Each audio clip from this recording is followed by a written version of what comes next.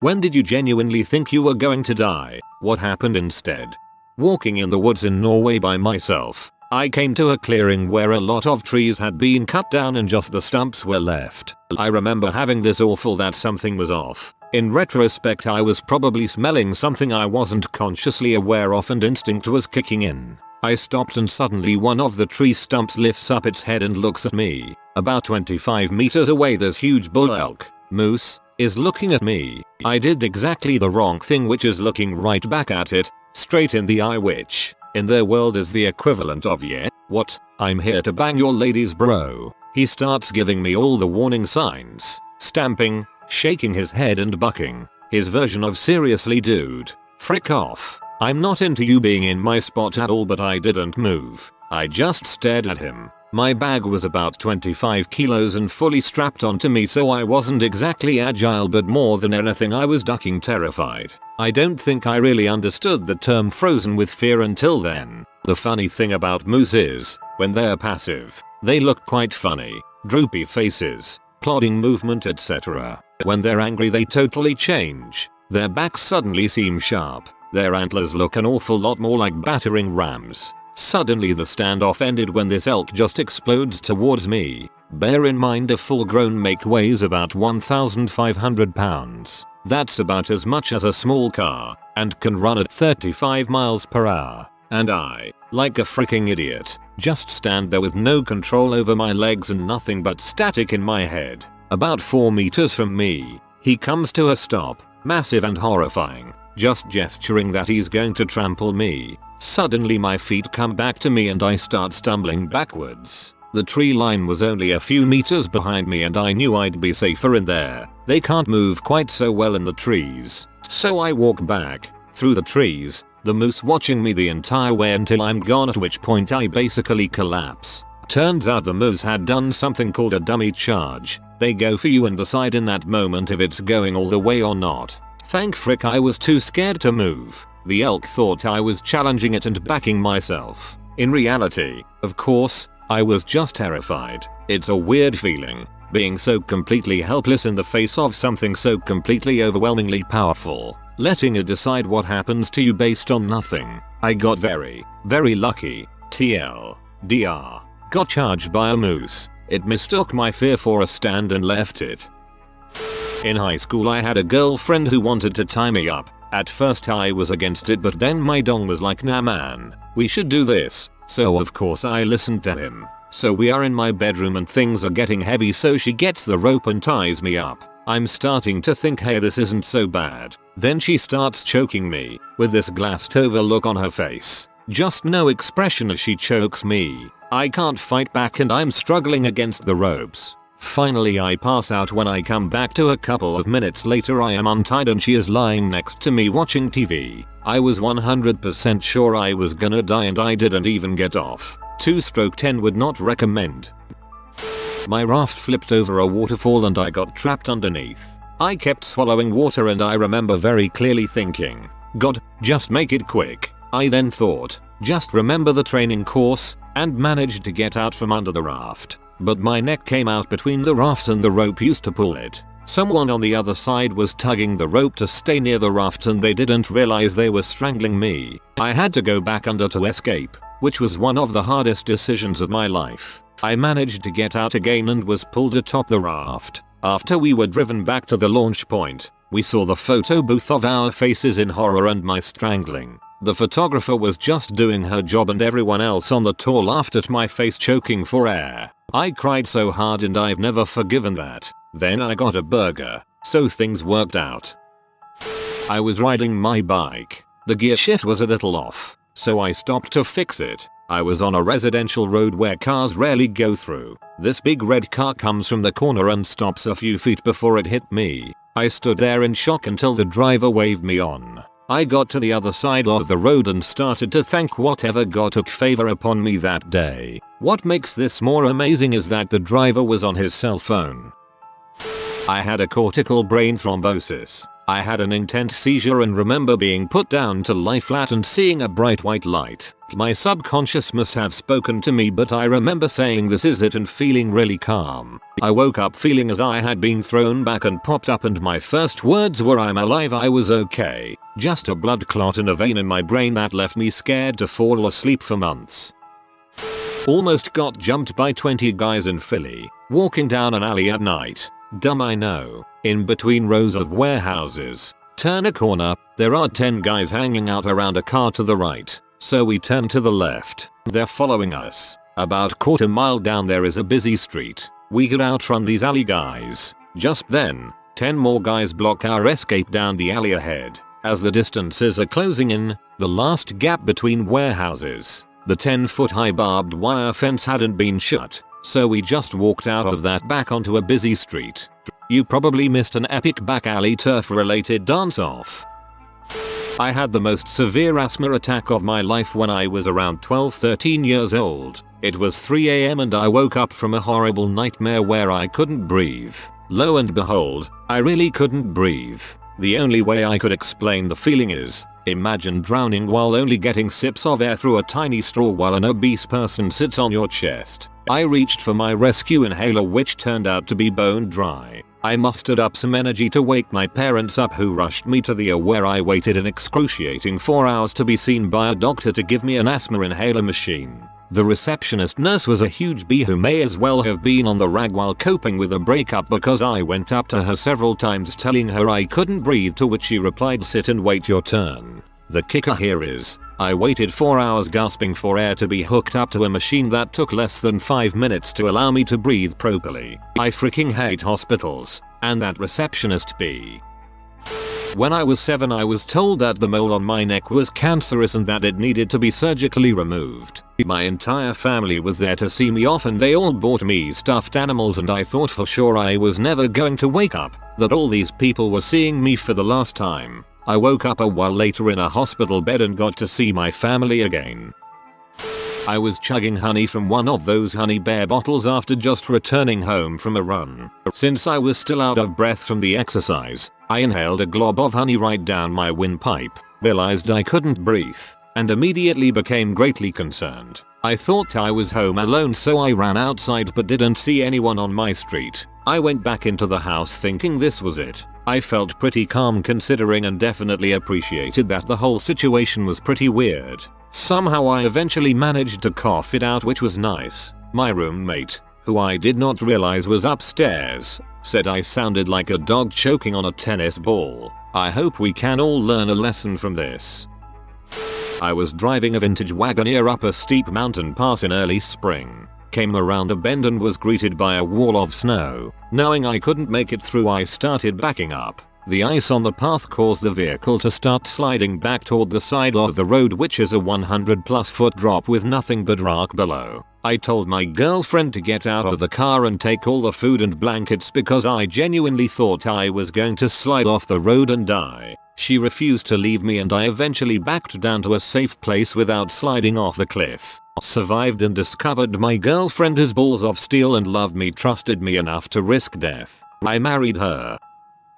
I contracted fulminant meningococcemia, a deadly infection, when I was 22. Woke up one morning, saw deep purple golf ball sized petechiae. Flat. Looks like a hickey type mark, actually blood vessels rupturing under your skin. On my stomach after a night of being ill. Recognized it as a sign of meningitis, the kind kids are now immunized for, and freaked out. Friends rushed me to the ER. My blood pressure was 60/30 and I was already in renal failure. Over the next 3 weeks, I was in a coma on full life support with ARDS, acute respiratory distress syndrome. DIC, basically your blood clots as soon as it is formed. Multiple organ failure, a hemorrhage from my adrenals. Unable to maintain my blood pressure and received 30+ units of blood products. I also received a drug in phase 3 trials that my pulmonologist worked on. Somehow, I came out of the coma and all of my organs except for my adrenals started working again.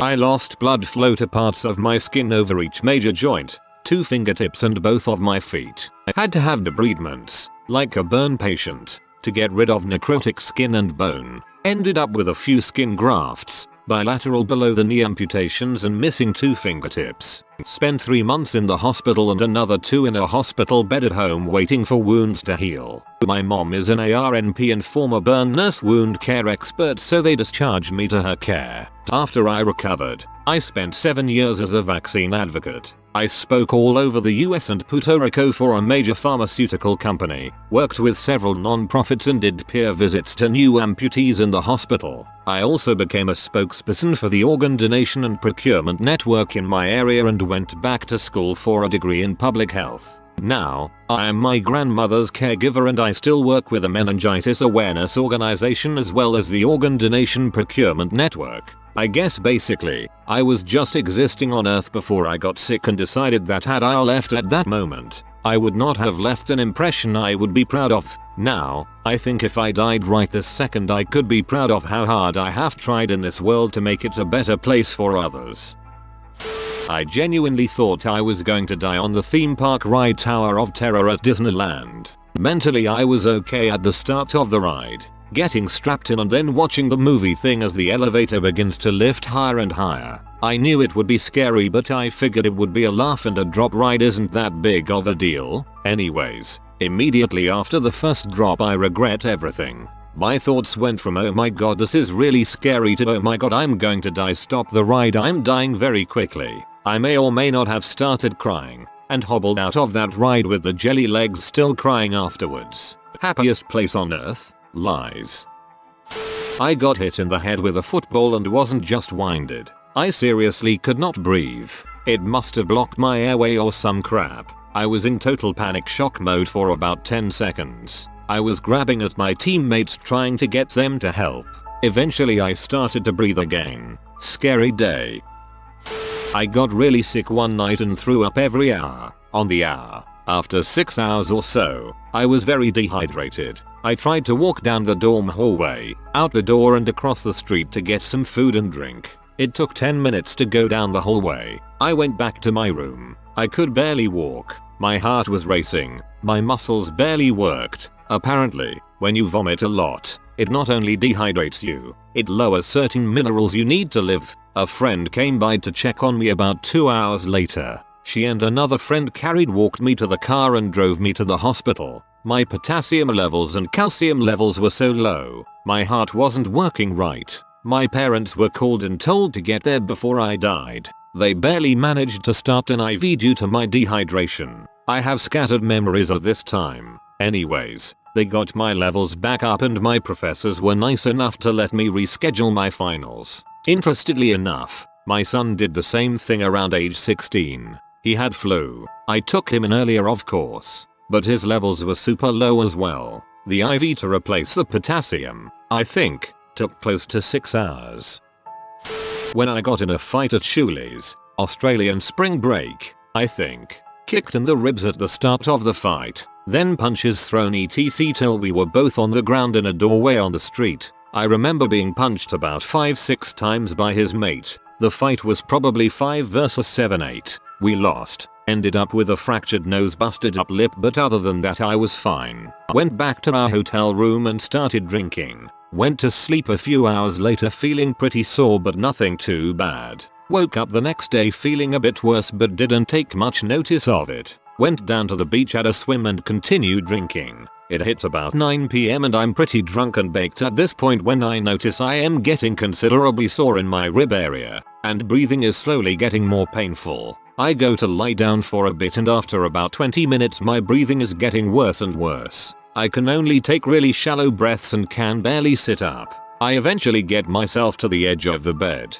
Still breath very shallow with a lot of pain in my rib and lung area. Finally a mate of mine walks past my room and asks if I'm okay and I can't even talk. Basically I get driven to the hospital, which is luckily a 2-minute drive away, by my drunk friend and went straight to the emergency unit. I'm told I've got a cracked rib which has been swelling onto my lung the entire night, which has now caused my lung to collapse, hence the shallow breathing and pain. They stick one of those big butt needles into my chest just above my heart to re-inflate my lung. Doctor tells me if I had been 10-15 minutes later to the hospital I probably wouldn't have made it. No more fights for me.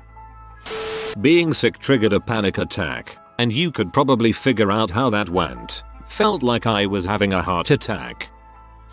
A friend and I decided we wanted to go to her parents' camp in the middle of winter, in Ontario, Canada, about -20 Celsius that night, to see a lunar eclipse. The campsite would eventually have a winterized house, but at this time it was a structure with a wood-burning stove. We park at the bottom of the site and take supplies and a dog, Burmese mountain dog, and start our hike in. It's dark, cold, and snow up to our knees, but we're determined to see this eclipse from the camp. A walk that normally takes 15 minutes probably took over an hour. We finally get to the house and we are so cold, so we huddle up with the dog and try to light the fire. We can't light anything substantial, so we figure we'd just use each other's warmth to sleep. After some time, I honestly don't know how long, we realize that without substantial heat, we won't do well overnight, so we decide to walk back out. This walk takes even longer and the dog is now cold and resistant to walking. Have you ever tried to drag a cold, large Burmese mountain dog through snow up to his belly? It was not fun. At one point we decide to rest and we just sit in the snow. We're so cold, tired, and numb. I realize at that moment that we are legitimately in danger of falling asleep and freezing to death if we don't keep moving. No one knew we left the camp, so no one would look for us until morning the next day. Anyways, we keep going and aim for a neighbor's house. I use the term neighbor lightly, so that we can warm up before getting back into a cold car. Once we get there we sit in front of a fire to warm up and my feet are screaming. Though no longer scared of dying, I'm now scared I have frostbite. I take off my layers of socks and find purple toes. We decide then to drive to the hospital rather than stay at the warm house. By the time we got there most of the color had returned and ultimately I only had frost nip, which means no permanent damage. But it was quite painful and scary for a while. So that's my story. The stupidest thing I've ever done, but a great memory since it all worked out. Was drinking water and must have had some go down the wrong hole. One job epiglottis frick. I started full on struggling to breathe. I'm not asthmatic, but I'm assuming it's how a serious asthmatic attack feels. Every breath got harder and harder to take until I was rasping for breath, and I thought it would keep getting worse till I couldn't breathe. It went on for about a minute total, but about 20 seconds, and I just thought, okay, this is how I die. There was a whole group of people about 3 meters away from me too, and no one did anything. I took a couple steps out of the way thinking I was having a bad cough at the start, but thought someone would have noticed. Was weird. I'm assuming my trachea spasmed as a reaction to having water go down it. It felt awful. Went too far off the beach in the Atlantic Ocean last year. Without knowing how to swim, a big wave sucked me in. I cried for help and eventually started drowning. The whole life flashed in front of me and I thought that was it. I closed my eyes and I woke up to a pretty lifeguard giving me mouth to mouth instead. A bit different. At age 13, I went to my family doctor around Christmas time. Told him I was having these weird fainting spells and peeing a lot. I mean, a lot. The doc took a bit of blood, then came back in with wide eyes and announced that I had type I diabetes, and I needed to run to the local children's hospital right now, and they already had a bed waiting for me. At 13 I knew nothing about diabetes, no family history, and I didn't even know anyone who had it. All I knew was that my health classes kept saying that it was in the top 5 killers of Americans, and so of course I was terrified. I sobbed in the car with my dad all the way home to pack a change of clothes, then all the way to the hospital where the staff were waiting with a bed and panicked expressions on their faces. They were shocked that I walked in under my own power. That definitely didn't help. Well, what happened instead was that I got educated. Primary Children's Hospital in Salt Lake City is amazing. I had sodas, diet of course, and video games in my room. I had awesome and caring nurses and a goofy new endocrinologist who I thought looked like bearded John Lennon. Friends came to visit and my family all showed up to my room on Christmas morning. That was 24 years ago, so I guess I'm doing okay now. I did not so much think I was going to die. I thought I was dead. Woke up and could only see white. Nothing but white. Turns out I was staring into my white bedroom wall. Had a similar experience. The lights went out while I was in the bathroom with no windows and everything suddenly went black and there was complete silence. I started yelling and no one answered, so I thought I was dead until the lights turned back on 10 seconds later. I gave myself alcohol poisoning after drinking an entire bottle of 110 proof vodka. I woke up in a pool of vomit and could barely move. I had no idea what was going on and kept blacking out anytime I tried to hold on to a thought. That's how I spent most of my day, alone. I was freezing, like I was laying in a snowbank. I think I may have had a seizure at some point because I woke up with a busted lip.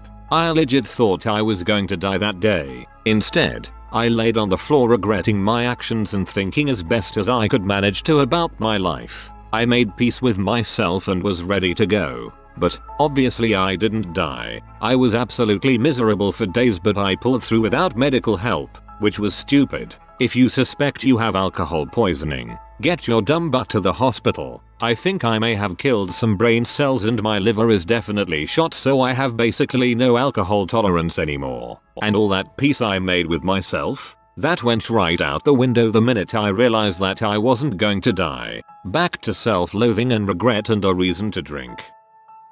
My ex was trying to get me into drugs and pressured me into taking ecstasy while we were in India. I managed to argue him down to just half a pill as I really didn't have a good feeling about it. So a little while later I'm laying on the bed and having a mad trip where I'm being dragged down to the bed of the ocean and I'm about to be eaten by this huge monster that's like an abomination of a huge octopus, with more tentacles, with great white shark teeth in the middle of its pulsating belly. In my mind I knew this meant I was going to die and I was okay with that. It felt peaceful and I was ready to give in. Just as I made that decision I started to get pulled back and I came round to find myself sitting under a freezing cold shower with my ex panicking and screaming at me to wake up and breathe. Turned out I'd stopped breathing for at least a couple of minutes. I don't know what they gave you, but that doesn't sound like ecstasy at all. At least not from what I've seen felt. Super glad you're okay, and that they're your ex now. I was skiing some trees in Breckenridge called Needles Eye, which are very steep and very thick. After regretting my decision for about 10 minutes I spotted a very tight chute which would get me down about half the run. So I put on my big boy pants and hit the chute. Everything was going fine for the first 5 seconds till I got to the end of the chute and saw a giant branch blocking my entire path. I tried my best to hit the brakes but it was too late. I clipped the branch and proceeded to tomahawk down this run at 40 miles per hour, and all I remember thinking was that a giant tree would stop my fall at any moment and that it was really going to hurt. Somehow I hit no trees and stopped my slide on my own. Looked up the hill to figure how I was still alive only to see a dad with his 2 children looking down at me in horror. YOLO. When I was like 12 or 13 there were rumors about an online game. If you lose within the first 5 levels you die in real life within a week. All my classmates were either guys who won the game or who were afraid of playing. So I decided to try it, and I wasn't good at that game at all and I lost at level 3. I was paranoid the whole week. I visited the church twice a day. I was trying to be kind to everyone around, and I even was googling how to write your will. Was the most terrifying week of my life. Either that was hoax or I'm a ghost typing XD. If you are new to the channel, you can subscribe. I publish new videos every day. Until then, check another video.